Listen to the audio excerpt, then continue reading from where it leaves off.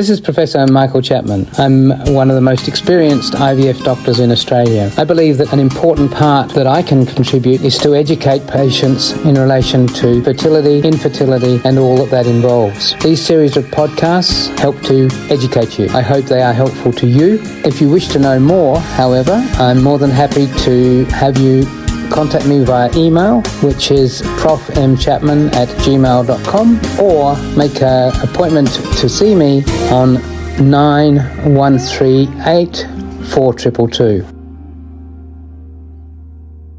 Prof, could you talk about ethical and legal challenges around embryo storage, donation, and destruction in 2025? Okay, I mean, it's an issue that, what to do with embryos that are left over. So with our good stimulation regimes and our good freezing rates, patients come through, and in Australia, I think the ideal family is generally felt to be 2 or 3 at most. But if you're young and you're doing IVF, you may well have a number of embryos beyond that, and then comes the dilemma of what to do with them. So the options are not many. Most patients carry on storing them just in case there was a terrible accident with one or other of their children, and so there's a backup. And I mean, the cost per year for storage is around about $500, so you can keep putting off the decision what to do. In Australia, there's no time limit on how long you can store embryos. Most clinics at 5 or 10 years will actually want to have a consultation with you to make sure you know what your options are and to be sure that where you're headed. So the options are, if you're comfortable then with what we were about to say, we take the embryos out of the freezer, we put them on the bench, and as they thaw to room temperature, the cells start to break down and the embryo falls. The ethics of that really depend on where you think human life begins. And for most of us, when we think about the number of miscarriages occur, which is even later stage than a stored embryo, it's life.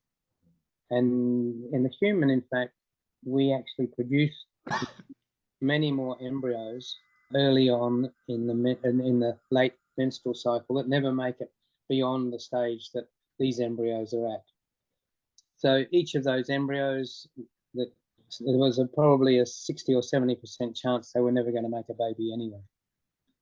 So there's a collection of things to think about, but that's a relatively simple thing to have had done, and that's where the majority of patients choose to do. Now there is a second option, which is to think about donating that embryo to another couple or woman who hasn't been able to make her own eggs, and the sperm are not good. So rather than using egg donation, we might use embryo donation. That's quite a big step, because in some people's minds, or most people's minds, they're almost adopting a child out. So this potentially could have been a child that they looked after, and now it's a child that someone else is going to look after.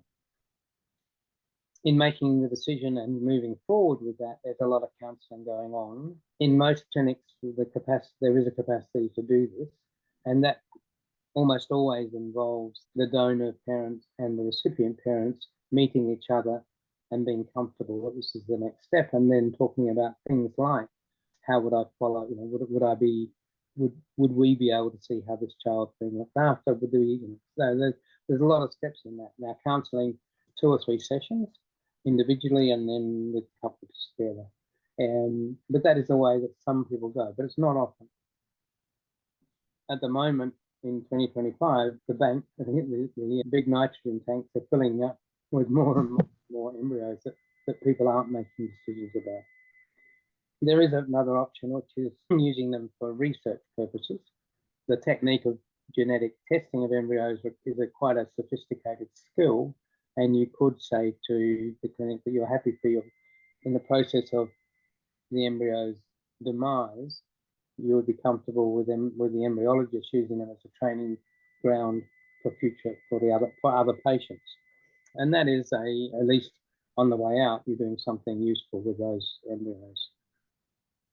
But for many couples, it's quite a decision to the point where some people have thought it through beforehand, and they actually don't want more than 2 or 3 embryos created in case they end up in that scenario, because they have a particular religious view about the destruction of life.